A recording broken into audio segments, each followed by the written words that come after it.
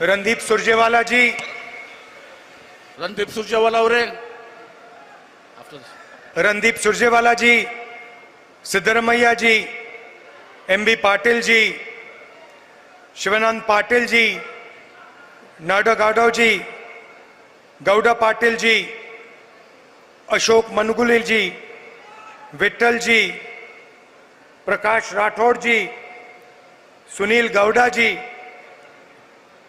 मल्लिकार्जुन लोनी जी, stage पे Congress party के senior नेता,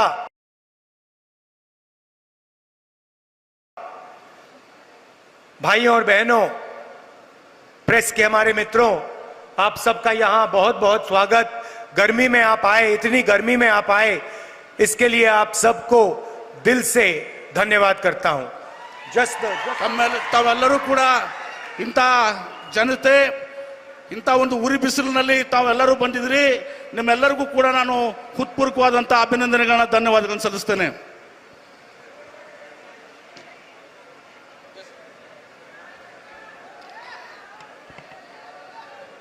देखिए, ये जो चुनाव है ये आम चुनाव नहीं है। पहले जैसे चुनाव होते थे वैसा चुनाव नहीं है, क्योंकि पहली बार हिंदुस्तान के इतिहास में एक पार्टी और एक व्यक्ति हिंदुस्तान के संविधान को और लोकतंत्र को खत्म करने की कोशिश कर रहे हैं। ಇದು ಒಂದು ಸಾಮಾನ್ಯ ಚುನಾವಣೆ ಅಲ್ಲ, ಈ ತರ ಚುನಾವಣೆ ನಡೀತದೆ। ಓರ್ವ ವ್ಯಕ್ತಿ ಈ ಭಾರತ ದೇಶದ ಪ್ರಜಾಪ್ರಭುತ್ವ ಸಂವಿಧಾನವನ್ನ ಧಿಕ್ಕರಿಸಿ ನಡೆಯುವಂತ ಒಂದು ಚುನಾವಣೆಯಲ್ಲಿ ಇದು ನಡೀತಾ ಇದೆ। संविधान से हिंदुस्तान के लोगों को अधिकार, उनकी आवाज और आरक्षण मिला है। ಸಂವಿಧಾನದಿಂದ ಭಾರತ ದೇಶದ ಜನರಿಗೆ ಅವರ ಹಕ್ಕುಗಳು ಮತ್ತು ಸ್ವಾತಂತ್ರ್ಯ ಸಿಕ್ಕಿದೆ। संविधान से पहले राजा महाराजा हिंदुस्तान पर राज करते थे।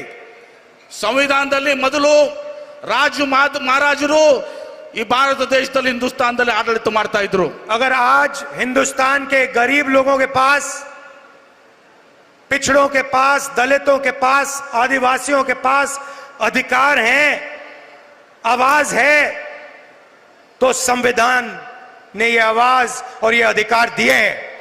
ಇವತ್ತು ಬಡ ಜನರ, ಹಿಂದುಳಿದವರ, ದಲಿತರ, ಅಲ್ಪಸಂಖ್ಯಾತರ, ಸಾಮಾನ್ಯ ಜನರ ಹತ್ರ ಸಹ ಧ್ವನಿಯಾಗಿ ಇವತ್ತೇನಾದ್ರೂ ಇದ್ರೆ, ಅಧಿಕಾರ ಇದ್ರೆ ಅದು ಸಂವಿಧಾನದ ವತಿಯಿಂದ ಇದೆ। तो एक तरफ नरेंद्र मोदी संविधान को खत्म करने की कोशिश कर रहे हैं। उनके एमपीज ने साफ कह दिया है कि अगर वो चुनाव जीतेंगे तो संविधान को बदल देंगे और रद्द कर देंगे। ಇವತ್ತು ನರೇಂದ್ರ ಮೋದಿ ಅವರು, ಬಿಜೆಪಿ ಅವರು ಈ ಸಂವಿಧಾನವನ್ನ ನಾಶ ಮಾಡ್ಲಿಕ್ಕೆ ಹೊಂಟಿದ್ದಾರೆ। ಅವರು ತಮ್ಮ ಮಾತುಗಳಲ್ಲಿ ಹೇಳಿದ್ದಾರೆ, ಎಂಪಿ ಅವರು ಹೇಳಿದ್ದಾರೆ, ಇವತ್ತು ನಾವು ಅವ್ರ ಅಧಿಕಾರಕ್ಕೆ ಮತ್ತೆ ಬಂದ್ರೆ ಈ ಸಂವಿಧಾನವನ್ನ ನಾಶ ಮಾಡ್ತೀವಿ, ಬದಲಾವಣೆ ಮಾಡ್ತೀವಿ ಅಂತ ಹೇಳಿ। एक तरफ वो लोग और दूसरी तरफ कांग्रेस पार्टी और इंडिया अलायंस जो संविधान को, बसवना जी की विचारधारा को बचाने की कोशिश कर रहे हैं। ಒಂದ್ ಕಡೆ ಈ ಭಾರತೀಯ ಜನತಾ ಪಕ್ಷ, ಈ ಮೋದಿ ಅವರು, ಇನ್ನೊಂದು ಕಡೆ ನಮ್ಮ ಕಾಂಗ್ರೆಸ್ ಪಕ್ಷ ಇವತ್ತು ಈ ದೇಶದ ಸಂವಿಧಾನವನ್ನ ಇಂಡಿಯಾ ಅಲಯನ್ಸ್ ಜೊತೆಗೂಡಿ ಇವತ್ತು ರಕ್ಷಣೆ ಮಾಡಲಿಕ್ಕೆ ಹೊರಟಿದೆ। नरेंद्र मोदी जी ने पिछले 10 साल 20-25 लोगों को अरबपति बनाया है। हिंदुस्तान का पूरा धन उन्होंने उन व्यक्तियों को दिया। ನರೇಂದ್ರ ಮೋದಿ ಅವರು ಕಳೆದ 10 ವರ್ಷಗಳಲ್ಲಿ 20ರಿಂದ 25 ದೊಡ್ಡ ಶ್ರೀಮಂತರನ್ನ ಹುಟ್ಟಾಕಿದ್ದಾರೆ। ಭಾರತ ದೇಶದ ಸಂಪತ್ತಿ ಈ 20-25 ಜನರ ಕೈಯಲ್ಲಿದೆ। पूरा का पूरा फायदा नरेंद्र मोदी जी ने अदानी जैसे लोगों को दिया है। हिंदुस्तान के एयरपोर्ट, हिंदुस्तान के पोर्ट, हिंदुस्तान का इंफ्रास्ट्रक्चर, डिफेंस की इंडस्ट्री, सोलर पावर की इंडस्ट्री, विंड पावर की इंडस्ट्री, पूरा का पूरा नरेंद्र मोदी जी ने अदानी और अदानी जैसे लोगों को पकड़ा दिया है। ಇವತ್ತು ಅದಾನಿ ಅವರಿಗೆ ಈ ಭಾರತ ದೇಶದ ಎಲ್ಲ ಸಂಪತ್ತನ್ನು ನಮ್ಮಲ್ಲಿರುವಂತ ದೊಡ್ಡ ದೊಡ್ಡ ಕಂಪನಿಗಳನ್ನ ಇವತ್ತು ಅದು ಸೋಲಾರ್ ಎನರ್ಜಿ ಇರಬಹುದು, ಇವತ್ತು ನಮ್ಮ ವಿಮಾನ ನಿಲ್ದಾಣಗಳಿರ್ಬಹುದು, ಇವತ್ತಿನ ಪೋರ್ಟ್ಗಳಿರ್ಬಹುದು, ಇವೆಲ್ಲವನ್ನು ಕೂಡ ಅದಾನಿ ಅವರಿಗೆ ಕೊಟ್ಟಿದ್ದಾರೆ. और गरीबों को कुछ नहीं मिला, ಬಡವರಿಗೆ ಏನೂ ಕೂಡ ಸಿಕ್ಕಿಲ್ಲ. कर्नाटक में हम 5 गारंटी देते हैं और आप जानते हो कि कर्नाटक में गरीबों को कितना फायदा हुआ है. ಕರ್ನಾಟಕ ರಾಜ್ಯದಲ್ಲಿ ನಾವು 5 ಗ್ಯಾರಂಟಿಗಳನ್ನ ಏನು ಕೊಟ್ಟಿದ್ದೀವಿ, ಅದರಿಂದ ಬಡವರಿಗೆ ಎಷ್ಟು ಅನುಕೂಲ ಆಗಿದೆ ಅನ್ನೋದು ತಾವು ಹೇಳಬೇಕು. ये देखो, ये जो आपने अभी ताली बजाई, ये प्रेस वाले कभी नहीं दिखाएंगे, क्योंकि ये प्रेस वाले गरीबों के नहीं हैं. ಇವತ್ತು ಜನ ಏನನ್ನು ಹರ್ಷೋದ್ಗಾರ ಮಾಡಿದ್ರಿ, ಚಪ್ಪಾಳೆ ಹೊಡೆದ್ರಿ, ಇದು ನಮ್ಮ ಕಾಂಗ್ರೆಸ್ ಪಕ್ಷಕ್ಕೆ, ನಮ್ಮ ನೀತಿಗೆ ಗ್ಯಾರಂಟಿ ಪರವಾಗಿದ್ದೀರಿ. ಇದನ್ನ ಪ್ರೆಸ್ನವರು ಕೂಡ ಅರ್ಥ ಮಾಡ್ಕೋಬೇಕು. ಈ ಪ್ರೆಸ್ನವರು ಇವತ್ತಿನ್ನೂ ಕೂಡ ಇವತ್ತು ನಮ್ಮ ಜೊತೆಗಿಲ್ಲ. ಇವರು गृह लक्ष्मी, गृह ज्योति, अन्नभाग्य, युवा निधि, शक्ति, ये 5 गारंटी हमने आपको दी, कर्नाटक के गरीब लोगों को दी.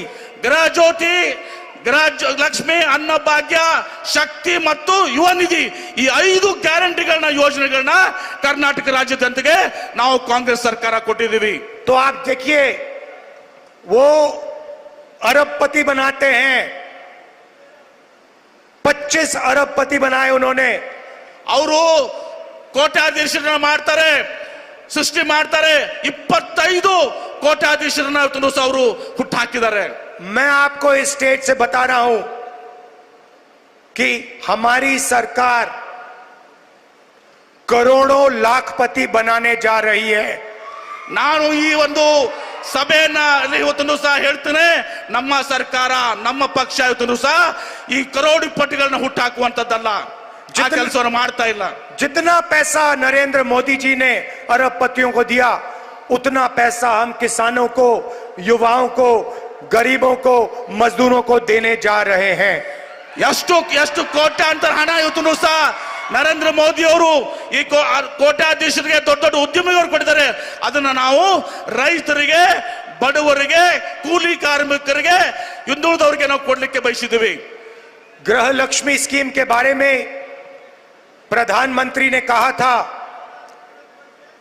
कि अगर इसको कर्नाटक में लागू कर दिया जाए तो कर्नाटका बैंकरप्ट हो जाएगा. ಗೃಹಲಕ್ಷ್ಮಿ ಯೋಜನೆಯನ್ನ ನಾವು ಪ್ರಾರಂಭ ಮಾಡಿದಾಗ ನರೇಂದ್ರ ಮೋದಿ ಅವರು ಹೇಳಿದ್ರು, ಈ ಗೃಹಲಕ್ಷ್ಮಿ ಯೋಜನೆಯಿಂದ ಕರ್ನಾಟಕ ರಾಜ್ಯ ದಿವಾಳಿ ಆಗ್ತದೆ ಅಂತೇಳಿ. कोई बैंकरप्ट नहीं हुआ, ಯಾವುದು ಕೂಡ ಕರ್ನಾಟಕ ರಾಜ್ಯ ದಿವಾಳಿ ಆಗಿಲ್ಲ. अब नरेंद्र मोदी जी आप सुनिए, ನರೇಂದ್ರ ಮೋದಿ ಅವರ ನೀವು ತಿಳ್ಕೊಳ್ಳಿ, ಕೇಳ್ಕೊಳ್ಳಿ. आज कर्नाटक की महिलाओं को 2000 रुपए प्रति महीना 24,000 रुपए मिलता है. ಇವತ್ತು ನರೇಂದ್ರ ಮೋದಿ ಅವರು ನೀವು ತಿಳ್ಕೊಳ್ಳಿ, ಕರ್ನಾಟಕ ರಾಜ್ಯದ ಮಹಿಳೆಯರಿಗೆ ಪ್ರತಿ ತಿಂಗಳು 2,000ದಂತೆ ವರ್ಷಕ್ಕೆ 24,000 ರೂಪಾಯಿ ಸಿಗ್ತದೆ. 1 करोड़ महिलाओं को कर्नाटक में 24,000 रुपए साल का मिलता है. 1 ಕೋಟಿ ಮಹಿಳೆಯರಿಗೆ ಕರ್ನಾಟಕ ರಾಜ್ಯದಲ್ಲಿ ವರ್ಷಕ್ಕೆ 24,000 ರೂಪಾಯಿ ಸಿಗ್ತದೆ. महिलाओं को हम क्यों देते हैं? क्योंकि महिलाएं देश के भविष्य की रक्षा करती हैं. ನಾವು ಮಹಿಳೆಯರಿಗೆ ಯಾಕೆ ಈ ಹಣವನ್ನ ಕೊಡ್ತಾ ಇದೀವಿ? ಯಾಕಂದ್ರೆ ಮಹಿಳೆಯರು ಈ ದೇಶದ ರಕ್ಷಣೆಯನ್ನು ಮಾಡ್ತಾ ಇದ್ದಾರೆ, ಕುಟುಂಬದ ರಕ್ಷಣೆಯನ್ನು ಮಾಡ್ತಾ ಇದ್ದಾರೆ. और 21वीं सदी में शायद पुरुषों को अच्छा ना लगे, अगर पुरुष 8 घंटा काम करते हैं तो महिलाएं 16 घंटा काम करती हैं. ಇದು ಗಂಡಸರಿಗೆ ಸ್ವಲ್ಪ, ಪುರುಷರಿಗೆ ಸ್ವಲ್ಪ ಇದು ಅನ್ಸ್ಬಹುದು. ಗಂಡಸರು 8 ತಾಸು ಕೆಲಸ ಮಾಡಿದ್ರೆ ಮಹಿಳೆಯರು 16 ಗಂಟೆ ಕೆಲಸ ಮಾಡ್ತಾರೆ. बाहर जाके महिला और पुरुष मजदूरी करते हैं और फिर घर में 8 घंटे महिला बच्चों की देखभाल करती है, भोजन पकाती है. 8 ಗಂಟೆಗಳ ಕಾಲ 8 ತಾಸು ಹೊರಗೆ ಹೋಗಿ ಅವರು ಕೆಲಸ ಮಾಡ್ತಾರೆ, ಮನೆಗೆ ಬಂದು ಮತ್ತು 8 ತಾಸು ಮಕ್ಕಳನ್ನ ಸಾಕುವ ಜೊತೆಗೆ ಇವತ್ತು ಅಡಿಗೆ ಮಾಡುವಂತ ಕೆಲಸ ಮಾಡ್ತಾರೆ, ಮನೆ ಕೆಲಸ ಮಾಡ್ತಾರೆ. इसलिए कर्नाटक में हमने 24,000 रुपए गरीब महिलाओं के बैंक अकाउंट में साल के डाले. ಇದರ ಸಲುವಾಗಿನೇ ನಾವು ಮಹಿಳೆಯರಿಗೆ ಪ್ರತಿ ತಿಂಗಳು ಇವತ್ತೊಂದು ದಿವಸ 2,000 ವರ್ಷಕ್ಕೆ 24,000 ಮಹಿಳೆಯರ ಅಕೌಂಟ್ಗೆ ನೇರವಾಗಿ ಹಣವನ್ನು ಜಮಾ ಮಾಡ್ತಾ ಇದ್ದೀವಿ. अब आप ताली बजाने के लिए तैयार हो जाओ. ಈಗ ತಾವೆಲ್ಲರೂ ಚಪ್ಪಾಳೆ ಹೊಡಿಲಿಕ್ಕೆ ತಯಾರಾಗಿರಿ. क्योंकि जो मैं अब आपको बोलने जा रहा हूं उससे जबरदस्त ताली बजने जा रही है. ಈಗ ನಾನು ಏನು ಹೇಳಕ್ ಹೊಂಟಿದ್ದೀನಿ ಇದರಿಂದ ಬಹಳ ದೊಡ್ಡ ಚಪ್ಪಾಳೆಯನ್ನ ಇವತ್ತು ನೀವು ಹೊಡೆಯುವಂತದ್ದಾಗ್ತದೆ. चुनाव के बाद जैसे ही इंडिया अलायंस की सरकार बनेगी, ಚುನಾವಣೆ ನಂತರ ಇಂಡಿಯಾ ಅಲೈನ್ಸ್ ಏನು ಅಧಿಕಾರಕ್ಕೆ ಬರ್ತದೆ, ಸರ್ಕಾರ ರಚನೆ ಮಾಡ್ತದೆ, हिंदुस्तान के सारे गरीब परिवारों की लिस्ट बनेगी. ಹಿಂದೂಸ್ತಾನದ ಪ್ರತಿಯೊಬ್ಬರ ಮಹಿಳೆಯರಿಗೆ ಸಹ ಒಂದು ದೊಡ್ಡ ಶಕ್ತಿಯನ್ನು ತುಂಬುತ್ತಿದ್ದೇವೆ. और हर गरीब परिवार में से एक महिला चुनी जाएगी. ಮತ್ತು ಪ್ರತಿಯೊಂದು ಬಡ ಕುಟುಂಬದಿಂದ ಒಬ್ಬ ಮಹಿಳೆಯನ್ನ ನಾವು ಆಯ್ಕೆ ಮಾಡ್ತೀವಿ. और उस महिला के बैंक अकाउंट में हिंदुस्तान की सरकार हर साल 1 लाख रुपया डालने जा रही है. ಈ ಒಂದು ಮಹಿಳೆ, ಬಡ ಮಹಿಳೆ ಏನಿರ್ತಾನೆ ನಾವು ಆಯ್ಕೆ ಮಾಡಿರ್ತೀವಿ, ಅವರ ಒಂದು ಖಾತೆಯಲ್ಲಿ 1 ಲಕ್ಷ ರೂಪಾಯಿಗಳನ್ನ ಇವತ್ತು ಸಹ ಜಮಾ ಮಾಡ್ತೀವಿ. अगर कर्नाटक की सरकार महिलाओं को 24,000 दे सकती है तो हिंदुस्तान की सरकार महिलाओं को 1 लाख रुपए दे सकती है.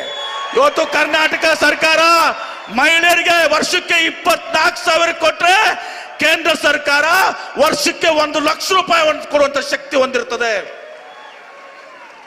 और कर्नाटक को 1,24,000 रुपए साल के महिलाओं को मिलेगा. ಮತ್ತು ಕರ್ನಾಟಕ ರಾಜ್ಯದಲ್ಲಿ 1,24,000 ರೂಪಾಯಿ ಮಹಿಳೆಯರಿಗೆ ಇವತ್ತು ಸಹ ಕುಟುಂಬಕ್ಕೆ ಸಿಗ್ತದೆ. आप सोचिए, हर साल हर महीने 10,500 रुपए खटाखट खटाखट खटाखट खटाखट बैंक अकाउंट में. ತಾವು ವಿಚಾರ ಮಾಡ್ರಿ, ಪ್ರತಿ ತಿಂಗಳು 10,500 ರೂಪಾಯಿ ಕಟಾಕಟ್ ಕಟಾಕಟ್ ಅಂತ ನಿಮ್ಮ ಜಮೆಗೆ ಕಾನೂನಿಗೆ ಇವತ್ತು ಸಹ ಅಕೌಂಟ್ಗೆ ಬರ್ತದೆ. एक कर्नाटक के सबसे गरीब परिवार सुबह उठेंगे, 1 तारीख को हर महीने सुबह उठेंगे और बैंक अकाउंट में सीधा महीने का 10,500 रुपए दिखाई देगा. ಬಡ ಕುಟುಂಬದವರು ಮಹಿಳೆ ಪ್ರತಿ ತಿಂಗಳು 1ನೇ ತಾರೀಕಿಗೆ ತಮ್ಮ ಬೆಳಗ್ಗೆ ಎದ್ದ ಮೇಲೆ ತಮ್ಮ ಅಕೌಂಟ್ ಅನ್ನು ತೆಗೆದ್ರೆ 10,500 ರೂಪಾಯಿ ಅಕೌಂಟ್ ನಲ್ಲಿ ಇರ್ತದೆ. और जब तक वो परिवार गरीबी से नहीं निकलेगा तब तक हर महीने खटाखट खटाखट खटाखट 8,500 रुपए. ಎಲ್ಲಿವರೆಗೆ ಆ ಒಂದು ಕುಟುಂಬ ಬಡತನದಿಂದ ಹೊರಗೆ ಬರ್ಲಿಕ್ಕೆ ಆಗುದಿಲ್ಲ ಅಲ್ಲಿವರೆಗೆ ಪ್ರತಿ ತಿಂಗಳು 10,500 ರೂಪಾಯಿ ಕಟಾಕಟ್ ಕಟಾಕಟ್ ಕಟಾಕಟ್ ನಿಮ್ಮ ಅಕೌಂಟ್ ಕೊಡುವಂತದ್ದಾಗ್ತದೆ. अब कर्नाटक में हम युवा निधि स्कीम देते हैं. ಕರ್ನಾಟಕ ರಾಜ್ಯದಲ್ಲಿ ನಾವು ಯುವ ನಿಧಿ ಯೋಜನೆಯನ್ನ ನೋಡಿದಿರಿ. अनएम्प्लॉयड युवाओं को 3,000 रुपए महीने का मिलता है. ನಿರುದ್ಯೋಗಿ ಯುವಕರಿಗೆ ಪ್ರತಿ ತಿಂಗಳು 3,000 ರೂಪಾಯಿ ಹಣ ಸಿಗ್ತದೆ. नरेंद्र मोदी जी ने अरबपतियों को धन देकर रोजगार खत्म कर दिया है. ನರೇಂದ್ರ ಮೋದಿ ಅವರು ಇವತ್ತು ಕೋಟ್ಯಾಧೀಶಕ್ಕೆ ಇದು ಮಾಡಿ ಇವತ್ತು ಬಡವರಿಗೆ ಇವತ್ತು ಸಹ ಕೂಲಿಯನ್ನ ಕಡಿಮೆ ಮಾಡಿದ್ದಾರೆ. देश में हर सड़क पे हर कस्बे में युवा घूमते हैं, हाथ जोड़ के रोजगार मांगते हैं. ಇವತ್ತು ದೇಶದ ಕೋಣೆ ಕೋಣೆಯಲ್ಲಿ ಯುವಕರು ನಿರುದ್ಯೋಗಿಗಳು ಅಡ್ಡಾಡ್ತಾರೆ, ಉದ್ಯೋಗವನ್ನ ಕೇಳ್ತಾ ಇದ್ದಾರೆ. कुछ नहीं मिलता, ಏನು ಸಿಕ್ಕಿಲ್ಲ ಅವ್ರಿಗೆ. अमीर घर के लोग अपने बच्चों को अप्रेंटिसशिप कराते हैं 1 साल की नौकरी दिलवाते हैं, टेम्पररी नौकरी दिलवाते हैं, उनकी ट्रेनिंग होती है। ಶ್ರೀಮಂತ ಕುಟುಂಬದವರು ತಮ್ಮ ಮಕ್ಕಳಿಗೆ 1 ವರ್ಷದವರೆಗೆ 6 ತಿಂಗಳಿಗೆ ಅಪ್ರೆಂಟಿಸ್ ಪ್ರೋಗ್ರಾಮ್ ಕೊಡ್ತಾರೆ, ತದನಂತರ ಅವರಿಗೆ ನೌಕರಿಗಳು ಸಿಗ್ತವೆ। मगर ये सुविधा हिंदुस्तान के बेरोजगार युवाओं को नहीं मिलती। ಈ ಒಂದು ಸೌಲಭ್ಯ ಇವತ್ತು ಸಹ ಭಾರತ ದೇಶದ ಹಿಂದೂಸ್ತಾನದ ಇವತ್ತು ಬಡ ಕುಟುಂಬದ ಯುವಕರಿಗೆ ಇವತ್ತು ಸಿಕ್ಕತ್ತಲ್ಲ। इंडिया गठबंधन की सरकार दुनिया में पहली सरकार होगी जो अप्रेंटिसशिप का अधिकार हिंदुस्तान के हर बेरोजगार ग्रेजुएट को देने जा रही है। ಇಂಡಿಯಾ ಇವತ್ತು ಸಹ ಅಲಯನ್ಸ್ ಏನಿದೆ, ಗಠಬಂಧನ ಏನಿದೆ, ಇದು ಪ್ರಥಮ ಒಂದು ಅಲಿಯನ್ಸ್ ಇವತ್ತು ಸಹ ಪ್ರತಿಯೊಬ್ಬ ಯುವಕನಿಗೆ, ಬಡ ಯುವಕನಿಗೆ ಅಪ್ರೆಂಟಿಸ್ಶಿಪ್ ಕೊಟ್ಟು ಅವರಿಗೆ ಉದ್ಯೋಗಕ್ಕೆ ತಯಾರಾಗುವ ರೀತಿ ಮಾಡ್ತೇವೆ। करोड़ों युवाओं की पहली नौकरी पक्की होने जा रही है। ಯಾವಾಗ ಅವರ ಪ್ರಥಮ ನೌಕರಿ ಇವತ್ತು ಉದ್ಯೋಗ ಸಿಗಲಿಕ್ಕೆ ತಯಾರಾಗ್ತದೆ। प्राइवेट सेक्टर में, पब्लिक सेक्टर में, सरकारी ऑफिसेज में, सरकारी अस्पतालों में हिंदुस्तान की सरकार युवाओं को अप्रेंटिसशिप देगी। ಖಾಸಗಿ ಸಂಸ್ಥೆಗಳಲ್ಲಿ, ಖಾಸಗಿ ಉದ್ಯಮಿಗಳಲ್ಲಿ, ಸರ್ಕಾರದ ಉದ್ಯಮಿಗಳಲ್ಲಿ ಎಲ್ಲ ಇದರಲ್ಲಿ ಇವತ್ತು ಸಹ ಭಾರತ ಸರ್ಕಾರ ಇವತ್ತು ಅಪ್ರೆಂಟಿಸ್ಶಿಪ್ ಕಾರ್ಯಕ್ರಮಗಳನ್ನ ಹಮ್ಮಿಕೊಳ್ತದೆ। Graduate, diploma holders, college graduate, university graduate को अधिकार होगा सरकार से 1 साल की नौकरी मांगने का। ಪದವೀಧರರು, ಡಿಪ್ಲೊಮಾ ಹೋಲ್ಡರ್ಸ್ ಇವತ್ತು ಪ್ರತಿಯೊಬ್ಬರು ಕೂಡ ಸರ್ಕಾರದ ಹಕ್ಕಿದೆ, 1 ವರ್ಷದ ನಂತರ ಅಪ್ರೆಂಟಿಸ್ ನಂತರ ಅವರು ನೌಕರಿಯನ್ನ ಒದಗಿಸಿಕೊಡಿ ಅಂತ ಕೇಳಲಿಕ್ಕೆ ಹಕ್ಕನ್ನು ಕೊಡ್ತದೆ। जैसे मनरेगा में रोजगार की गारंटी थी, वैसे ही हम ग्रेजुएट्स को अप्रेंटिसशिप की गारंटी दे रहे हैं। ಯಾವ ರೀತಿ ಮಹಾತ್ಮ ಗಾಂಧಿ ರೋಜ್ಗಾರ್ ಯೋಜನೆಯಲ್ಲಿ ಇವತ್ತು ಸಹ ಕಡ್ಡಾಯವಾಗಿ ನಾವು ಕೂಲಿಯನ್ನ ಕೊಡ್ತೀವಿ, ಆದರೆ ಅಪ್ರೆಂಟಿಸ್ ಮೂಲಕ ಪ್ರತಿಯೊಬ್ಬ ಯುವಕನಿಗೂ ಕೂಡ ನಾವು ಉದ್ಯೋಗ, ನೌಕರಿಯ ಒಂದು ಖಾತ್ರಿಯನ್ನ ಕೊಡ್ತೇವೆ। 1 साल की नौकरी होगी और हर महीने 8,500 रुपए बैंक अकाउंट में ठकाठक ठकाठक ठकाठक, साल के 1 लाख रुपए बैंक अकाउंट में ठक। 1 ವರ್ಷದ ನೌಕರಿ ಇರ್ತದೆ, ಪ್ರತಿ ತಿಂಗಳು ಇವತ್ತು ಸಹ 8,500 ರೂಪಾಯಿ ಆ ಯುವಕರ ಅಕೌಂಟಿಗೆ ನೇರವಾಗಿ ಟಕಾಟಕ್ ಟಕಾಟಕ್ ಟಕಾಟಕ್ ಅಂತ ಜಮಾ ಮಾಡ್ತದೆ। और हिंदुस्तान को करोड़ों युवाओं की एक ट्रेंड वर्कफोर्स मिलेगी। ಭಾರತ ದೇಶಕ್ಕೆ ಕೋಟ್ಯಾಂತರ ಯುವಕರ ಒಂದು ಶಕ್ತಿ ಇವತ್ತು ಸಹ ಏನು ಇವತ್ತು ಪರಿಣಿತಿ ಹೊಂದಿದಂತ ಒಂದು ಫೋರ್ಸ್ ಇವತ್ತು ಸಹ ಸಮೂಹ ಸಿಗ್ತದೆ। नरेंद्र मोदी जी ने आज तक किसानों का कर्जा माफ नहीं किया। ನರೇಂದ್ರ ಮೋದಿ ಅವರು ಇಲ್ಲಿವರೆಗೆ ರೈತರ ಸಾಲವನ್ನ ಮನ್ನಾ ಮಾಡಿಲ್ಲ, और किसानों को कानूनी एमएसपी नहीं देते हैं। ಮತ್ತು ರೈತರಿಗೆ ಇವತ್ತು ಸಹ ತಾವು ಬೆಳೆದಂತ ಬೆಳೆಗಳಿಗೆ ಇವತ್ತು MSP ದರವನ್ನ ಇವತ್ತು ಸಹ ಕೊಡ್ತಾ ಇಲ್ಲ। हमारी सरकार आते ही किसानों का कर्जा माफ करने जा रही है। ನಮ್ಮ ಸರ್ಕಾರ ಬಂದ ಕೂಡಲೇ ರೈತರ ಸಾಲವನ್ನ ಮನ್ನಾ ಮಾಡ್ತೇವೆ। और लीगली गारंटीड एमएसपी हिंदुस्तान के किसानों को दी जाएगी। ರೈತರಿಗೆ MSP ದರ, ಅವರು ಬೆಳೆದಂತ ಬೆಳೆಗಳಿಗೆ ಯೋಗ್ಯವಾದ ದರ ಸಿಗಲಿಕ್ಕೆ ನಾವು ಕ್ರಮವನ್ನ ಕೈಗೊಳ್ತೇವೆ। आशा और आंगनवाड़ी में जो काम करती हैं उन महिलाओं की आमदनी दुगनी की जाएगी और मनरेगा में 400 रुपए दिया जाएगा।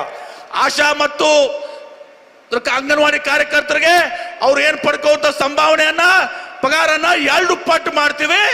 ಮತ್ತು ಇವತ್ತು ದಿವಸ ಮಹಾತ್ಮ ಗಾಂಧಿ ರೋಜ್ಗಾರ್ ಯೋಜನೆಯಲ್ಲಿ ಏನು ತಾವು ಹಣ ಕೂಲಿ ಏನ್ ಪಡ್ಕೊಳ್ತೇವೆ ಅದನ್ನು 2 ಪಟ್ಟು 400 ರೂಪಾಯಿ ಇವತ್ತು ದಿವಸ ಮಾಡ್ತೀವಿ। नरेंद्र मोदी जी ने हिंदुस्तान के युवाओं से आर्मी की जो जॉब होती थी वो छीनी।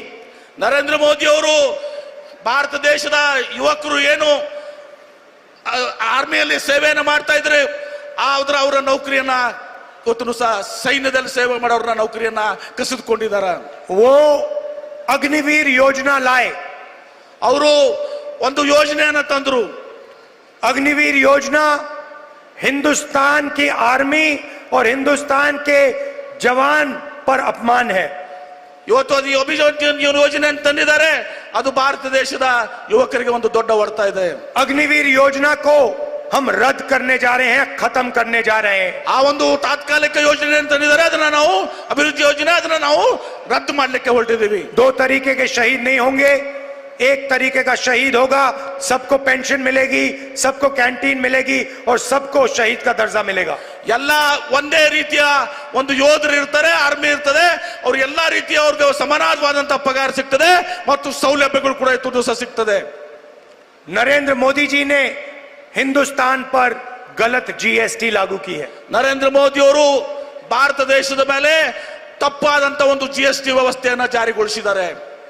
5 अलग अलग टैक्स, ज्यादा टैक्स, किसानों पर टैक्स, 5 ಬೇರೆ ಬೇರೆ ಟ್ಯಾಕ್ಸ್ ಅನ್ನ ಇವತ್ತೊಂದು ಹಾಕಿದ್ದಾರೆ.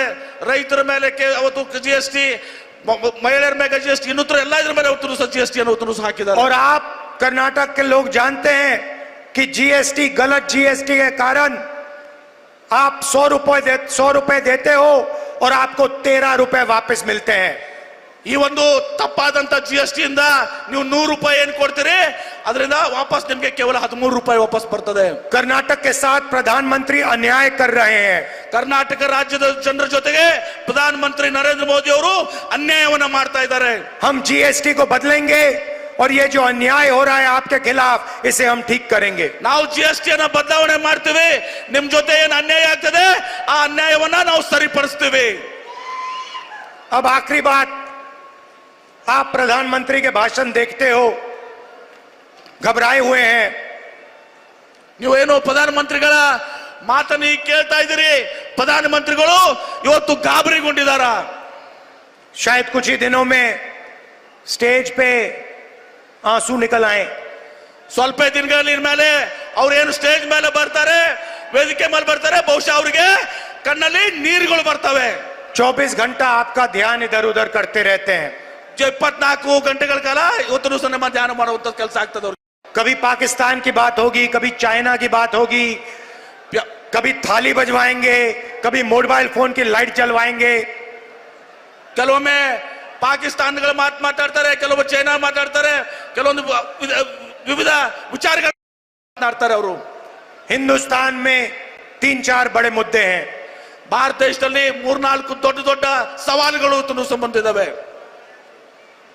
गरीबी, बेरोजगारी, महंगाई और भागीदारी।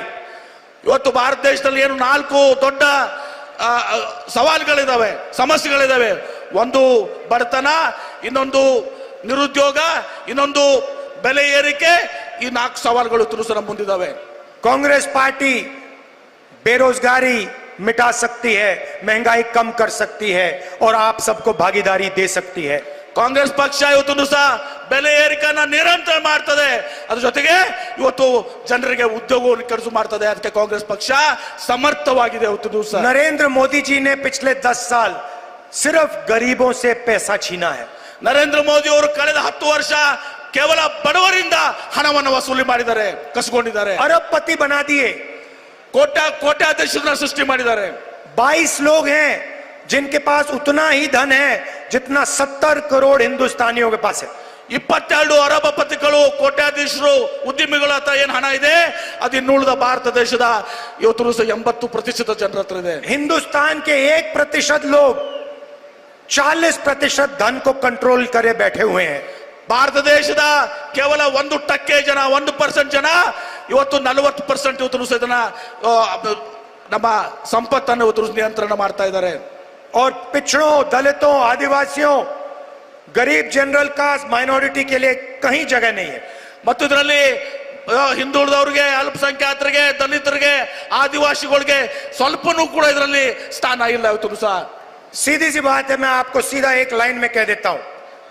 ಒಂದೇ ಒಂದು ಮಾತನ್ನ ನಾನು ನೇರವಾಗಿ ಇವತ್ತು ಸಹ ಒಂದೇ ಒಂದು सेंटेंस ಒಂದೇ ಒಂದು ವಾಕ್ಯದಲ್ಲಿ ಹೇಳ್ತೇನೆ. जितना पैसा नरेंद्र मोदी जी ने उन अरबपतियों को दिया, उतना पैसा हम हिंदुस्तान के गरीब लोगों को देने जा रहे हैं। खत्म। ಒಂದೇ ಒಂದು ವಾಕ್ಯದಲ್ಲಿ ಹೇಳ್ಬೇಕಂದ್ರೆ ನರೇಂದ್ರ ಮೋದಿ ಅವರು ಏನೋ ಅವರು ದೊಡ್ಡ ದೊಡ್ಡ ಉದ್ಯಮಿಗಳಿಗೆ ಏನು ಕೊಟ್ಟಿದ್ದಾರೆ 24 ಜನರಿಗೆ ಅದೇ ಹಣ ಇವತ್ತು ಸಹ ಭಾರತ ದೇಶದ ಪ್ರತಿಯೊಬ್ಬರಿಗೆ ಇವತ್ತು ಸಹ ನಾವು ಕೊಡುವಂತ ಕೆಲಸ ಮಾಡ್ತೇವೆ. मैं आप सबका दिल से धन्यवाद करता हूं.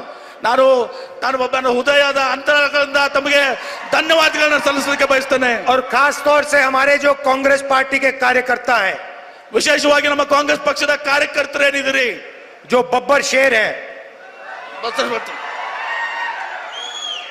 जो बब्बर शेर हैं, ನೀವೇನು ಹುಲಿ ಸಿಂಹಗಳಿದ್ದೀರಿ.